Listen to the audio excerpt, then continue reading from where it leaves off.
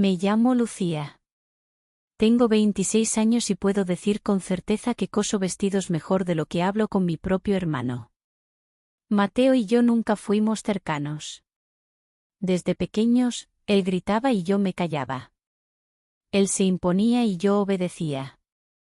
Decían que éramos como el fuego y el agua, pero en realidad yo era la tela y él, las tijeras. Ese día estaba terminando el vestido más importante de mi vida. Uno que había diseñado para una exposición de jóvenes diseñadores en una galería de moda de Madrid. Un sueño que llevaba años tejiendo en silencio. Cada puntada era como un paso más hacia algo que por fin sentía mío. El vestido era azul noche, con detalles en hilo plateado. Delicado, pero firme. Como yo quería sentirme. Trabajaba en mi taller, una habitación que había acondicionado en la parte trasera de la casa de mis padres, donde todavía vivíamos los dos. La puerta estaba cerrada con pestillo. Necesitaba silencio, concentración. Ya había escuchado a Mateo moverse con pasos pesados por la casa. Sabía que estaba de mal humor. Cuando lo estaba, buscaba pelea con cualquiera. Y yo era un blanco fácil. Escuché el primer golpe en la puerta. Lucía. Gritó, con esa voz que hacía temblar los vidrios. Abre ahora mismo. No respondí. Ni siquiera aparté la aguja. Me dije a mí misma que si ignoraba el problema, se iría. Siempre lo hacía. El segundo golpe fue más fuerte. Luego, un tercero. Entonces silencio. Pensé que se había rendido. Pero no. De pronto, la cerradura crujió. La puerta, forzada, se abrió de golpe. Mateo entró con la cara roja de rabia y los puños cerrados. ¿Te crees mejor que yo ahora? Espetó. ¿Muy ocupada para escuchar a tu hermano? Mi mano tembló. La aguja se desvió. El hilo se rompió. Lo miré, paralizada. En ese instante, sentí miedo. No por lo que pudiera hacer físicamente, sino por la violencia invisible que arrastraba consigo. Por esa manera de hacerme sentir pequeña, irrelevante. Como si mis sueños fueran un capricho, y su ira, una verdad incuestionable. Sal de aquí, le dije, apenas audible. Él bufó. Dio media vuelta y se fue, dejando la puerta abierta, como una herida que no terminaba de cerrar. Yo me quedé en silencio. Respirando hondo.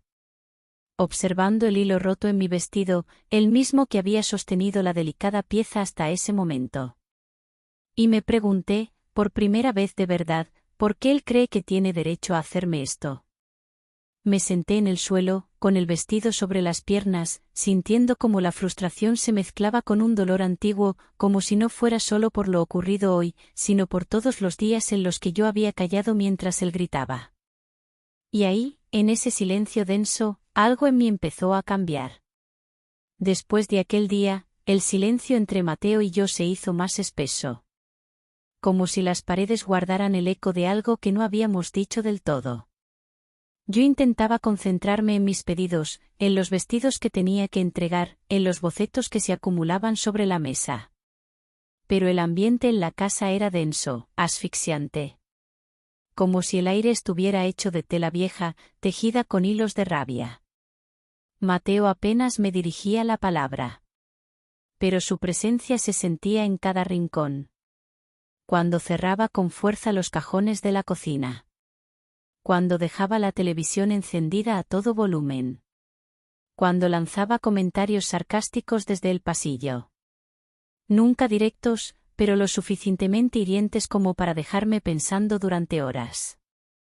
Fue en esos días cuando empecé a recordar cosas que creía olvidadas. Imágenes de mi infancia, de nuestras comidas familiares, donde él acaparaba las conversaciones mientras yo miraba mi plato en silencio. Las veces en que mis padres lo aplaudían por cualquier logro, mientras a mí solo me decían, habla más, Lucía. No seas tan callada. Mi silencio siempre fue interpretado como debilidad. Mi forma de crear, de observar, de imaginar, era invisible para ellos. Solo ahora, cuando mi trabajo empezaba a generar interés, cuando me llegaban pedidos de fuera de Salamanca, comenzaban a tomármelo en serio. Pero Mateo no. Para él, seguía siendo la hermanita que cose vestiditos. Una tarde decidí visitar a doña Carmen, mi vecina. Había sido modista durante más de 40 años. Tenía las manos arrugadas como papel antiguo, pero aún cosía con una precisión admirable. Me recibió con una taza de té y una mirada que lo veía todo sin que yo hablara. «Te noto tensa, hija», dijo. «Como si llevaras un hilo en el pecho que te aprieta por dentro». No respondí de inmediato. Solo bajé la vista. «A veces», añadió, «cuando una tela se rompe, no se puede remendar. Hay que cambiarla. Pero nunca permitas que alguien te rompa a ti». Sus palabras se quedaron conmigo. Eran simples, pero verdaderas. Como las mejores costuras, discretas, firmes. Pasaron los días. Me sentía diferente. No más fuerte, quizás, pero sí más clara. Como si, por fin, empezara a coser mi propia voz. Mateo lo notó. No sé cómo, pero lo notó. Y eso lo alteró aún más. Una noche entró a la cocina mientras yo preparaba té. Me miró con desdén.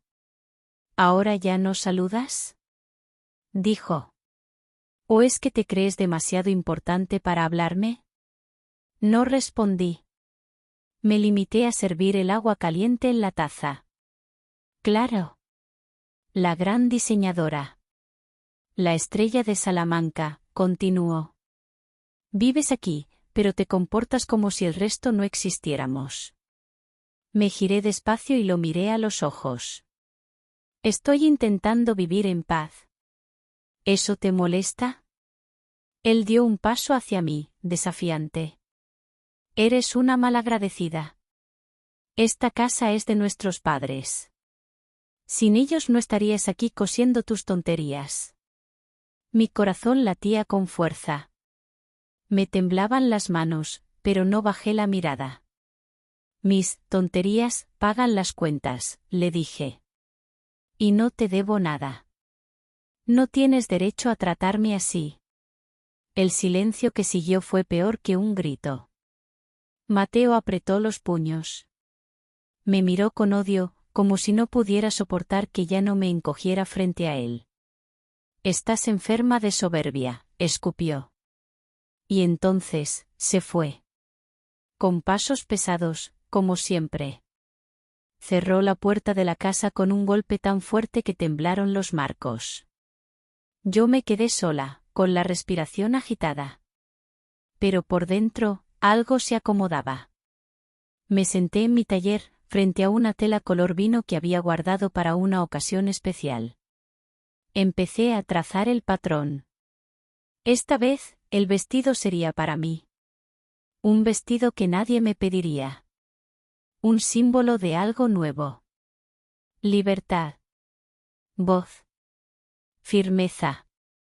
Mientras cosía, pensé en las palabras de doña Carmen. Si una tela se rompe, cámbiala. Y entendí que no se refería solo a la tela.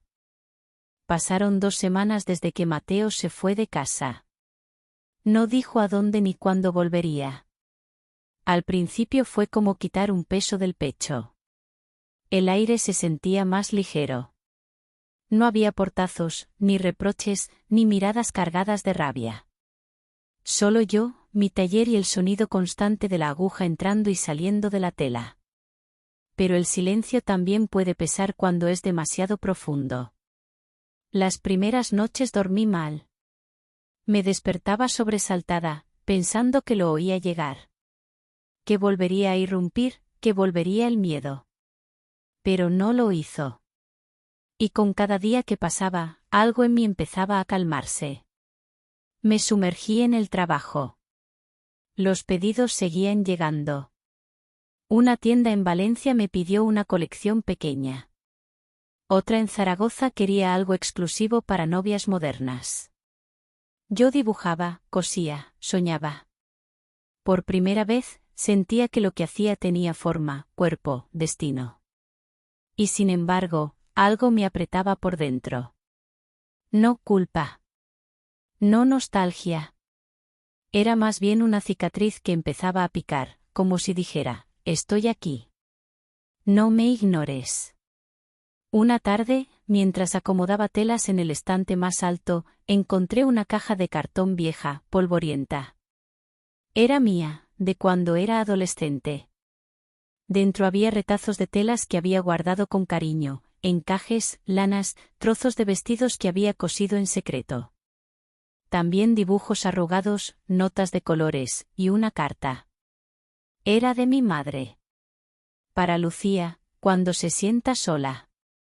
La abrí con manos temblorosas. La letra de mamá era clara, suave. Hija, sé que a veces parezco más cercana a Mateo. Pero no es porque no te quiera. Es porque tú siempre fuiste fuerte en tu silencio, mientras él se perdía en su ruido. Me duele no habértelo dicho antes. Nunca dejes de coser. Es tu forma de hablar. Y tú tienes mucho que decir. Lloré en silencio. Por lo no dicho. Por lo que había aguantado. Por las veces que confundí el silencio con debilidad. Y por las veces que nadie me defendió, ni siquiera yo misma. Al día siguiente fui a ver a doña Carmen. Creo que, ahora entiendo algunas cosas, le dije. Ella sonrió, como si ya supiera lo que venía. Las telas guardan memoria, me dijo. Pero tú decides qué hacer con ella, si recortarla o convertirla en algo nuevo. Esa noche, mientras trabajaba en mi colección, oí un ruido afuera. Me asomé por la ventana. Mateo. Estaba de pie, al otro lado de la reja. Con el mismo gesto duro, pero los hombros, bajos. Como si algo se hubiera derrumbado en él. ¿Puedo pasar? Preguntó. No respondí de inmediato. Dudé. Luego asentí. Entró en la sala. Miró alrededor, como si no reconociera su propia casa. Se sentó sin hablar. Yo también. El silencio fue largo. Pero no incómodo. Distinto. He estado pensando, dijo al fin. Y, tal vez no he sido un buen hermano. Lo miré. Esperaba más. Pero eso ya era mucho viniendo de él.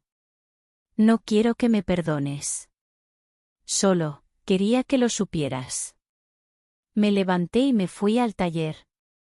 Volví con algo entre las manos. Este vestido lo hice para mí, le dije.